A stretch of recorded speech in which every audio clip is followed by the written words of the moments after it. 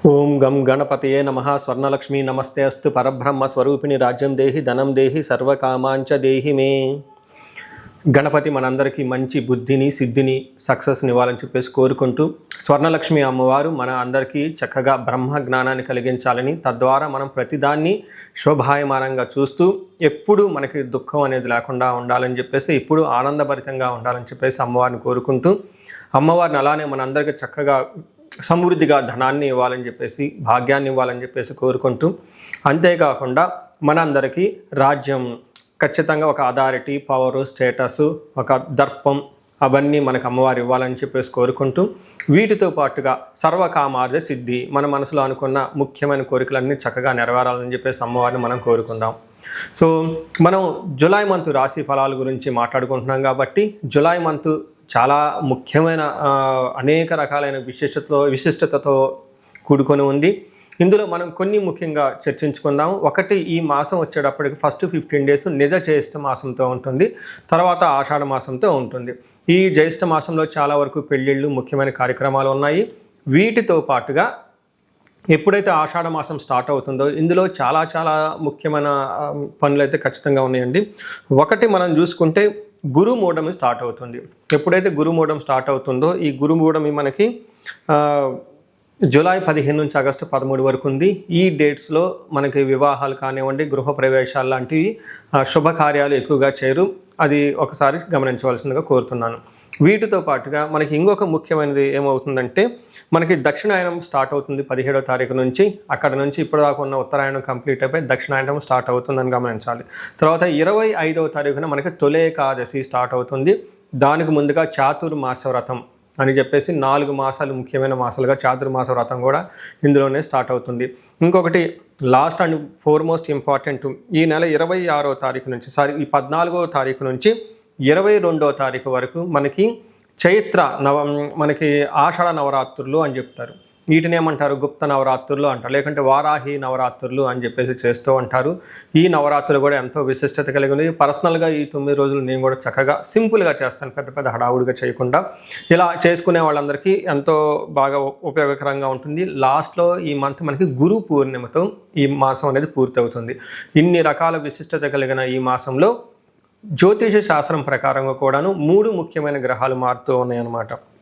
ఆ గ్రహాలు మనం ఏంటో చూసుకుంటే, జూలైలో 4వ తారీఖు, 7వ తారీఖు, 16వ తారీఖు, 21వ తారీఖు, ఇలా జూన్ అంటే 3 గ్రహాలు మారుతున్నాయి. ఈ మారి గ్రహాలు శుక్రుడు, బుధుడు, సూర్యుడు గ్రహాలు కూడా ఉన్నాయి. 4వ తారీఖు వచ్చేటప్పటికి శుక్రుడు, బుధుడు వచ్చి 7వ తారీఖు, 16వ తారీఖు సూర్య భగవానుడు మారుతూ ఉన్నారనమాట. ఈ యొక్క 3 గ్రహాల యొక్క ప్రభావం మనకి జూలై మంత్లో ఎలా ఉండబోతుందో మనం తెలుసుకుందాం.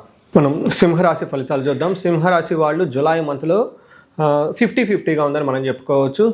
ఒక సెన్స్లో కొన్ని విషయాల్లో చాలా బాగుంటుంది. అయితే ప్రొఫెషనల్ మ్యాటర్స్లో మాత్రం కొంచెం ఇబ్బంది పడే అవకాశం ఉంటుంది. కొంచెం జాగ్రత్తగా ఉండవలసిన అవసరం అయితే ఉంది. కొంచెం ఆఫీస్లో కానివ్వండి, మీ పై సీనియర్లతో కానివ్వండి, నాయకులతో కానివ్వండి, ఏమంటారు, ఈగో క్లాషెస్ అంటారు అనమాట. నేను గొప్ప, డి అంటే డి అన్న వాతావరణం ఉండే అవకాశం ఎక్కువగా ఉంటుంది. ఒకవేళ మీ ఇండివిజువల్ పర్సనల్ జాతకం కూడా సరిగా లేకపోతే మీకు జాబులు పోయే అవకాశం కూడా ఎక్కువగా ఉంటుంది. ఇది గమనించుకోవాలి. మనం డీటెయిల్స్ చూసే ముందు ఇందులో ఉన్న నక్షత్రాలు ఏంటి? మఖ 1, 2, 3, 4 పాదాలు, పుబ్బ 1, 2, 3, 4 పాదాలు, ఉత్తర ఫస్ట్ పాదం అంతా సింహరాశిలో ఉంటారు.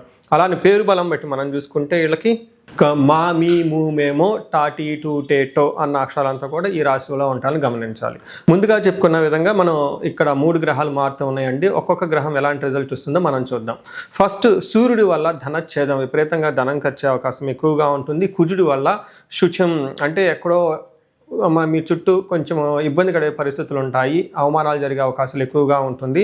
అయితే బుధుడు, శుక్రుడు మాత్రం, బుధుడు వల్ల పుష్టి, శారీరకంగా చాలా పుష్టిగా ఉంటారు. శుక్రుడు వల్ల అఖిల విషయ భోగం, అన్ని విషయాల్లో భోగంగా చక్కగా ఐశ్వర్యవంతంగా ఉంటుందని గమనించుకోవచ్చు.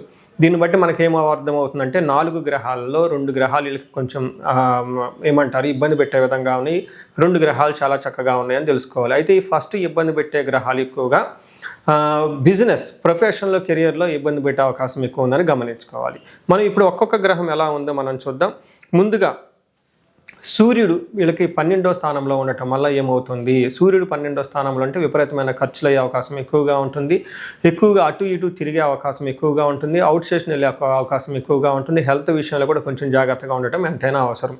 సో 12వ స్థానంలో సూర్యుడు ఉంటే ఏమవుతుంది అనేది మన మహర్షులు ఏం చెప్పారంటే, స్వస్థాన నాశనం చైవ బంధురోగ ధనావ్యయ ప్రాణపర్యంతం మాపత్యం అవమానం రవి అని చెప్తారు. అంటే 12వ స్థానంలో సూర్యుడు ఉంటే మన సాంస్క్రిట్ గ్రంథాలలో పురాతన జ్యోతిష శాస్త్రంలో ఏ విధంగా వివరించారంటే, స్వస్థాన నాశనం చేయవ, ఉన్న పదవిలో కోల్పోయే అవకాశం ఎక్కువగా ఉంటుంది, అంటే మీకు డిగ్నిటీ కొంచెం తగ్గే అవకాశం ఎక్కువగా ఉంటుంది.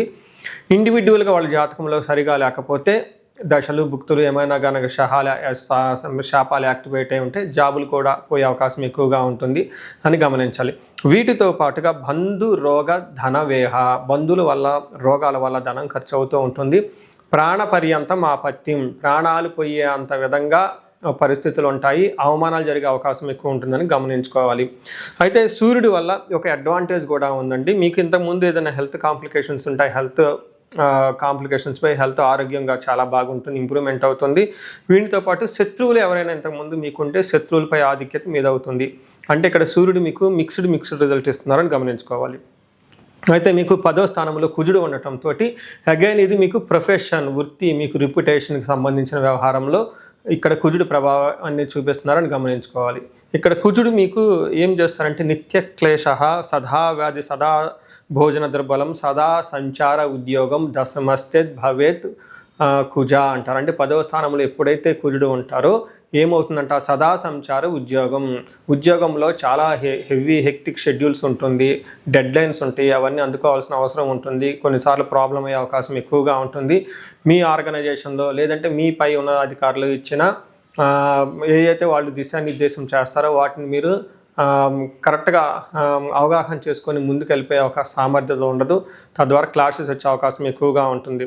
సదా భోజన దుర్బలం, టయానికి భోజనం తినకుండా ఉంటారు. నిత్య క్లేశ, బాగా టెన్షన్గా ప్రతిరోజు ఉండే అవకాశం ఎక్కువగా ఉంటుంది. అంతేకాకుండా ఈ టైంలో భార్యలకి భర్తల మధ్య కొంచెం సపరేషన్ అయ్యే అవకాశం ఎక్కువగా ఉంటుందని కూడా గమనించుకోవచ్చు. సో ఇప్పుడు చెప్పిన 2 గ్రహాల్లో కుజుడు మాత్రం కొంచెం బాగా ఇబ్బంది పెడుతున్నారు, సూర్యుడు మిక్స్డ్గా ఉన్నారని తెలుసుకోవచ్చు. అయితే బుధుడు వీళ్ళకి 11th హౌస్లో 11వ స్థానంలో బుధుడు ఉండటం చాలా యోగ్యతను ఇస్తుంది. కమ్యూనికేషన్ విషయంలో, చుట్టాల దగ్గర విషయంలో సంబంధించి కానివ్వండి.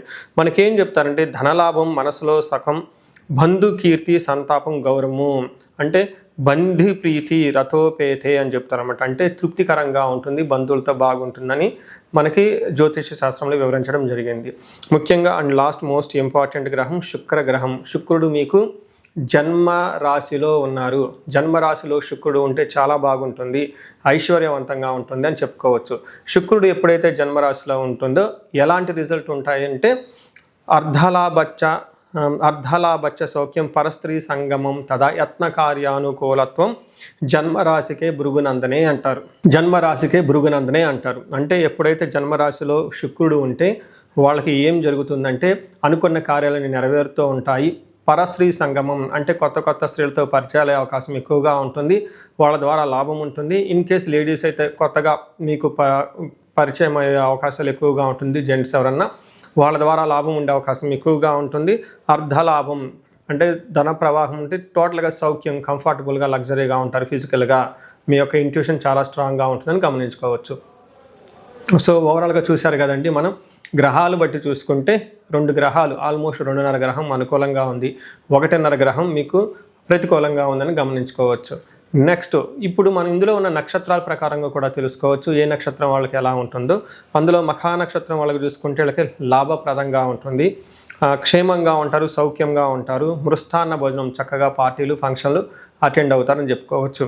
అయితే వీళ్ళకి కొంచెం నెగిటివ్ సైడ్లో చూసుకుంటే మృత్యు భయము, అతి భయము అని చూపిస్తూ ఉంటుంది. ఏదో ఒక విషయంలో మీరు అనుకున్న పనులు కాకపోవడంతో మృత్యు భయము, లేదంటే ఏమని చెప్తారు, అతిగా భయపడే అవకాశాలు ఎక్కువగా ఉంటాయి. అంటే ఫ్యూచర్లో ఎలా ఉంటుంది ఏంటి అని టెన్షన్ పడుతూ ఉండే అవకాశం ఎక్కువగా ఉంటుంది.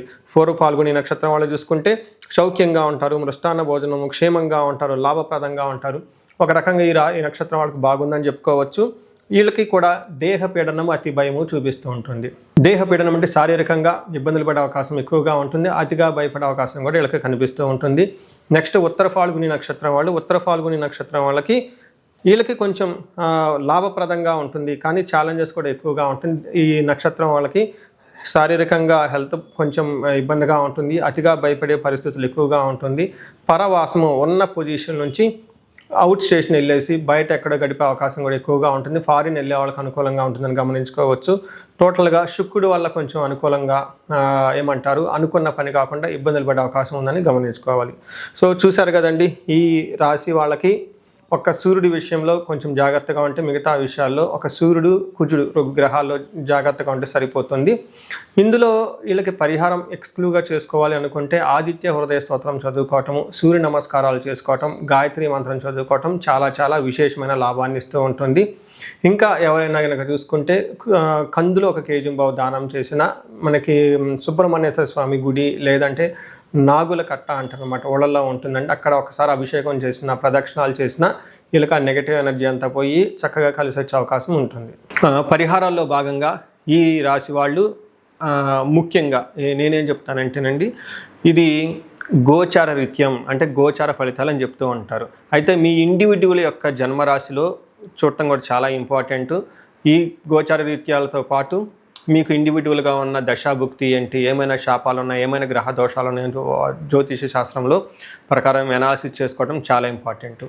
ముఖ్యంగా ఎవరికైతే ఏజ్ 40 years ±5 years ఉంటుంది, అంటే 35 to 45 years ఏజ్ ఉండి మధ్యలో మీకు ఎక్కడైనా కనుక కెరీర్లో గ్యాప్ వచ్చినా, లేదంటే అనుకున్న పనులు కాకపోతున్నా, మధ్యలో స్టాగ్నేట్గా అనిపించినా, లేదంటే ఏదైనా ఒక గందరగోళమైన పరిస్థితి, కయోటిక్ పరిస్థితిలో మీరు ఇన్వాల్వ్ అయ్యారు, తెలవకుండా అవుట్ ఆఫ్ యువర్ కంట్రోల్ వెళ్తూ ఉంది అనుకుంటే ఖచ్చితంగా మీ జన్మ జాతకం చూపించుకోవడం చాలా చాలా ఇంపార్టెంట్. ఎందుకు అంటే మనకు మోడర్న్ సైకాలజీలో, మోడర్న్ సైన్స్లో ఇది మిడ్ లైఫ్ క్రైసిస్ అంటారు. కానీ జ్యోతిష శాస్త్రం దీనికి చాలా విధాలైన పరిష్కారాలను చూపిస్తుంది. ఈ టైంలో 2 ముఖ్యమైన విషయాలు జరుగుతూ ఉంటుంది. అలా మీ గ్రోత్ కనుక ఆగిపోయి ఉంటే, ఫస్ట్ మీకేమైనా శాపాలు ఉన్నాయా, ఆ శాపాలు ఈ టైంలో యాక్టివేట్ అయ్యా అని చూసుకోవాలి. రెండోది, ఈ టైంలో మీకు నడుస్తున్న దశాభుక్తుల యొక్క గ్రహాల యొక్క ఏమైనా దోషాలు ఉన్నాయా, ఈ 2 కారణాలు ఏంటో తెలుసుకొని వాటికి సంబంధించిన విశ్లేషణ చేసుకొని చక్కటి పరిష్కారాలు చేసుకొని పరిహారాలు చేసుకుంటే లైఫ్ 10 అంతలు ముందుకెళ్ళే అవకాశం ఎక్కువగా ఉంటుంది. నా దగ్గరకు వచ్చే క్లయింట్స్లో ఎక్కువగా ధనానికి ఇబ్బంది పడుతున్న వాళ్ళు స్వర్ణలక్ష్మి విశేష హోమం చేయించుకుంటూ ఉంటారు. శత్రు బాధలు విపరీతంగా ఉన్నవాళ్ళు మనకు వచ్చేటప్పుడు చండీ హోమం చేయించుకుంటూ ఉంటారు. వీటితో పాటుగా ఎవరికైనా హెల్త్ బాగలేకపోతుంటే ఆయుష్ సూక్త్యం, మహామృత్యుంజయ హోమం చేయించుకుంటూ ఉంటారు. భార్యాభర్తల కోసం అన్యోన్య దాంపత్య పాశుపత అభిషేకము లేదా విశ్వావసు గంధర్వరాజ హోమము ఇవన్నీ చక్కగా చేయించుకుంటూ ఉంటారు. ఎలాంటి పరిస్థితులు మీకున్నా, ఎలాంటి సమస్యలు మీకున్నా, లేదంటే ఎలాంటి క్లారిఫికేషన్ మీకు కావాలనుకున్నా కానీ, ఫ్యూచర్ గురించి ప్లాన్స్లో కన్ఫ్యూజన్ ఉన్నా కానీ ఒక్కసారి మీ జన్మ జాతకం చూపించుకొని ఆ జాతకంలో ఏ ప్రకారంగా ఉందని తెలుసుకొని చక్కటి పరిష్కారాలు చేసుకుంటే లైఫ్ అనేది 10 అంతలు ముందుకెళ్ళే అవకాశం ఉంటుంది. మీ అందరికీ అష్టైశ్వర్యాలు కలగాలని, భోగభాగ్యాలు కలగాలని చెప్పేసి నేను కోరుకుంటున్నాను. నమస్తే.